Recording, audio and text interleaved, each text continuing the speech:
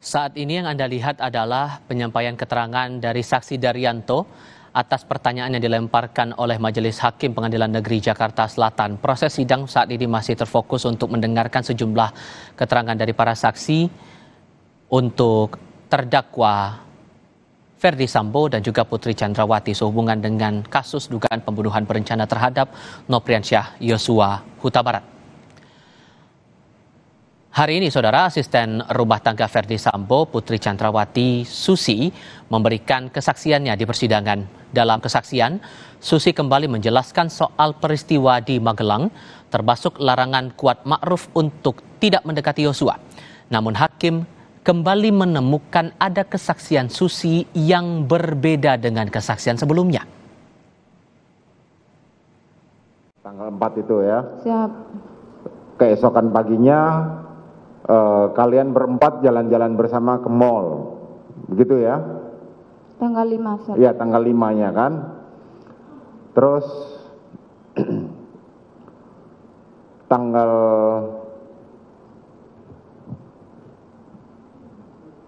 berapa yang saudara melihat bahwa saudara Putri Chandrawati tergeletak di kamar mandi? Tanggal 7. Tanggal 7. Tanggal 7 ulang tahunnya ibu, pernikahan tanggal 8. Tanggal 7 dini hari. Siap. Kemudian saudara melihat tergeletaknya saudara Putri ini tanggal berapa? Tanggal 8 malam. Tanggal 7 malam. Tanggal 7 malam. Tanggal 7 malam sekitar jam berapa? Menjelang maghrib. Menjelang maghrib saudara melihat, saudara diperintahkan oleh saudara Kuat Ma'ruf untuk melihat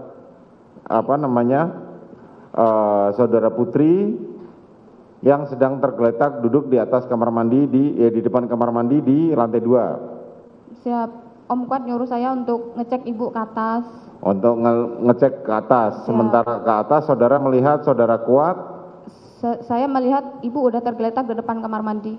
Ya, kan saudara, pada saat saudara melihat bahwa terdakwa Putri Chandrawati duduk tergeletak, saudara terkesan Kuat naik ke atas sambil mengancam korban. Siap, sambil berkata, ya jangan naik ke atas gitu. Bagaimana dia disampaikan? Om Kuat berkata ke Om Joshua, ya jangan naik ke lantai 2 gitu. Jangan naik satu langkah ke tangga gitu. Atau kebunuh kamu? Kalau bodohnya saya tidak dengar. Kemarin saudara bilang begitu. Tidak hanya Susi dan juga Daryanto yang menyampaikan kesaksian di muka persidangan pada hari ini, ada beberapa nama lain yang juga memberikan kesaksian dalam jadwal persidangan hari ini untuk Ferdy Sambo dan juga Putri Chandrawati, yakni Abdul Sobat, lalu Marjuki, nama Daryanto tadi sudah Anda lihat dengan kemeja kuning begitu, kemudian Azan Romer, Prayogi, Farhan, Susi, Damianus, Daden, serta Alfonsius.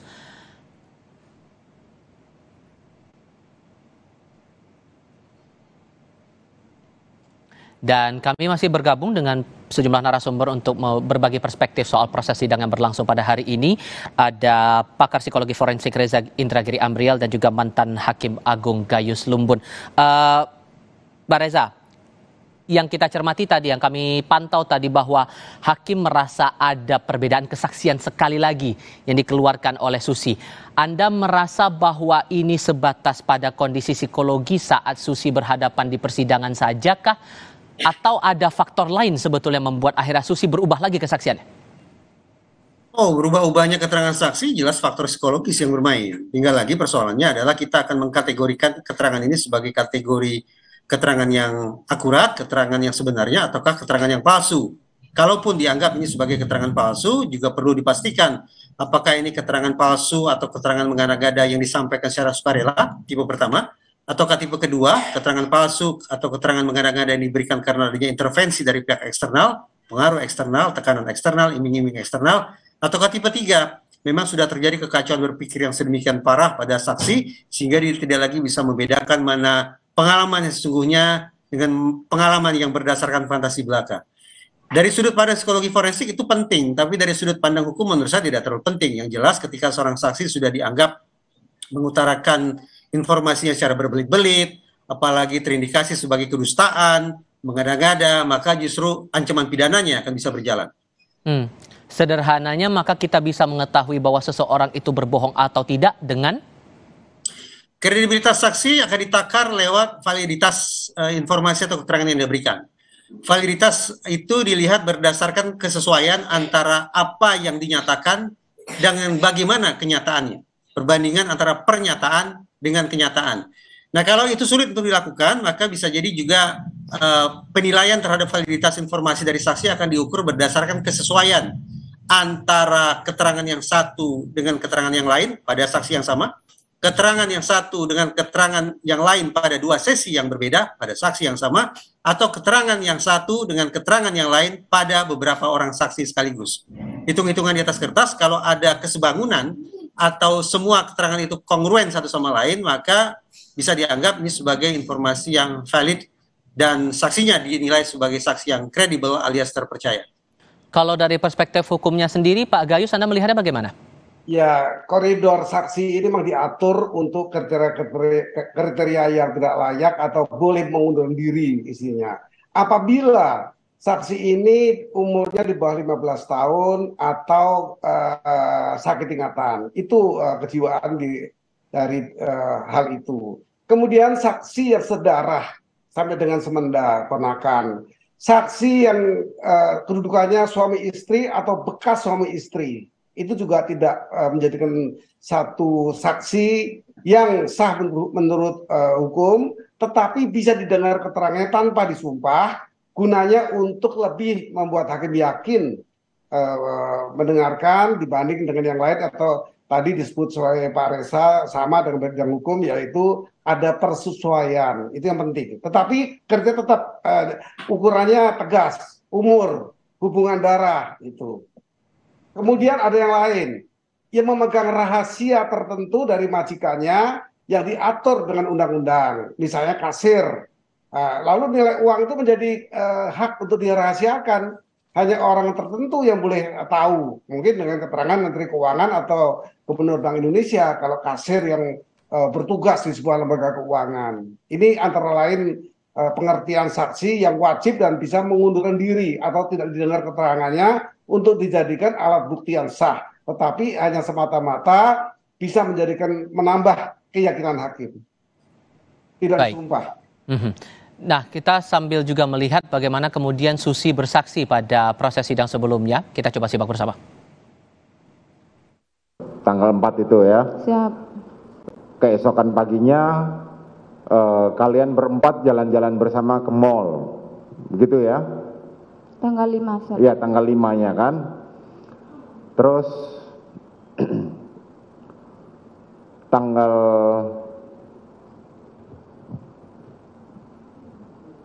berapa yang saudara melihat bahwa saudara Putri Chandrawati tergeletak di kamar mandi? Tanggal 7. Tanggal 7. Tanggal 7 ulang tahunnya Ibu, pernikahan tanggal 8. Tanggal 7 dini hari. Siap. Kemudian saudara melihat tergeletaknya saudara Putri ini tanggal berapa? Tanggal 8 malam. Tanggal 7 malam. Tanggal 7 malam. Tanggal 7 malam sekitar jam berapa? Menjelang maghrib. Menjelang maghrib saudara melihat, saudara diperintahkan oleh saudara Kuat Ma'ruf untuk melihat saudara Putri yang sedang tergeletak duduk di atas kamar mandi di depan kamar mandi di lantai 2. Siap. Om Kuat nyuruh saya untuk ngecek Ibu ke atas. Untuk ngecek ke atas. Sementara ke atas saudara melihat saudara Kuat. Saya melihat Ibu udah tergeletak di depan kamar mandi. Ya, kan saudara pada saat saudara melihat bahwa terdakwa Putri Chandrawati duduk tergeletak, saudara terkesan Kuat naik ke atas sambil mengancam korban. Siap, sambil berkata, ya jangan naik ke atas gitu. Bagaimana dia disampaikan? Om Kuat berkata ke Om Joshua, ya jangan naik ke lantai 2 gitu. Jangan naik satu langkah ke tangga gitu. Atau kebunuh kamu? Kalau bodohnya saya tidak dengar. Kemarin saudara bilang begitu. Terus lanjutkan.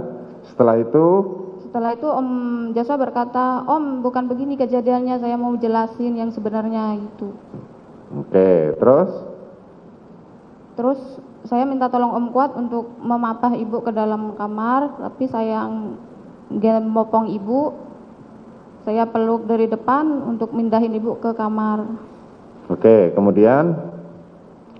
Kemudian ibu saya dudukin di kasur, pinggir kasur, saya beresin kasur sama spray, sama selimut, sama bantal untuk tidurin ibu di kasur. Setelah itu, Om Kuat nyuruh saya untuk nutup pintu kamar ibu sama pintu kasa sama pintu kaca juga. Om Kuat saya nggak tahu kemana. oke. Kemudian Om Kuat naik lagi nutup pintu, disuruh buka. Om Kuat nanya ke saya, ibu gimana Bi? Udah nggak apa-apa, udah tak kasih minyak kayu putih gitu. Terus nggak lama-kelamaan Om Riki sama Om Richard datang dari sekolahannya anak ibu yang pertama. Terus Om Riki tanya, Om Kuat mana? Ada. Terus Om Riki sama Om Kuat masuk ke dalam kamar ibu. Terus Om Richard nanya ke saya, Bi kenapa nangis? Ibu sakit. Terus saya turun ke lantai 1. Kemudian saya duduk di pinggir kasur di kamar ART. Nah, Setelah itu saya melihat Om Riki lewat di depan saya bertanya, Om Jos mana gitu. Terus saya jawab, saya nggak tahu Om gitu. Terus Om Riki keluar, saya nggak tahu keluar kemana. itu masih malam, tanggal 7 malam ya. Sekira jam berapa itu saudara Riki keluar? Saya tidak tahu. Tidak tahu. Kemudian Om Riki sama Om Joshua lewat di depan kamar saya. Saya nggak tahu tuh kemana arahnya. Terus kapan saudara tidur di atas menemani saudara Putri Chandrawati? Saya nggak tahu, tapi saya tidur di atas. Om Kuat kalau nggak saya yang bangunin untuk pindah ke atas nemenin ibu. Oh, saudara dibangunkan oleh Kuat. Siap. Seingat saya Om Kuat yang bangunin untuk pindah ke atas nemenin ibu. Tapi saya tidur di depan kamar mandi, depan kamarnya ibu. Oke. Terus bagaimana pembagiannya, kan keesokan paginya saudara bangun jam berapa? Jam 6. Jam 6. Duluan mana saudara bangun dengan saudara Putri Chandrawati? Duluan saya. Duluan saudara bangun. Kemudian? Saya turun ke bawah. Apa yang coba ceritakan, apa yang saudara lakukan tanggal 8 itu? Pagi saya masak. Ya, terus?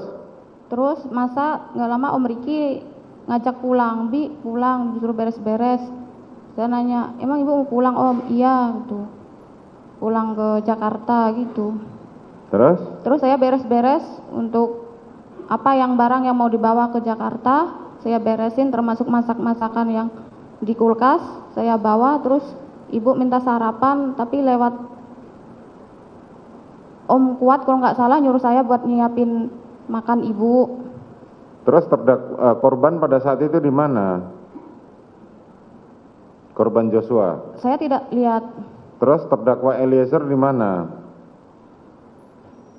Korban Om Joshua saya. Terdakwa Eliezer, Richard saya nggak perhatikan. Tidak perhatikan. Terdakwa Kuat di mana? Om Kuat lagi ngangkat barang-barangnya ibu. Oke, Kemudian saya ke atas buat bawa nasi. Terus ibu minta sepatu untuk mau dipakai ke Jakarta balik. Terus saya turun sama ibu untuk nuntun ibu sampai ke mobil. Breaking News masih akan berlanjut selepas jeda berikut ini. Tetap di Kompas TV.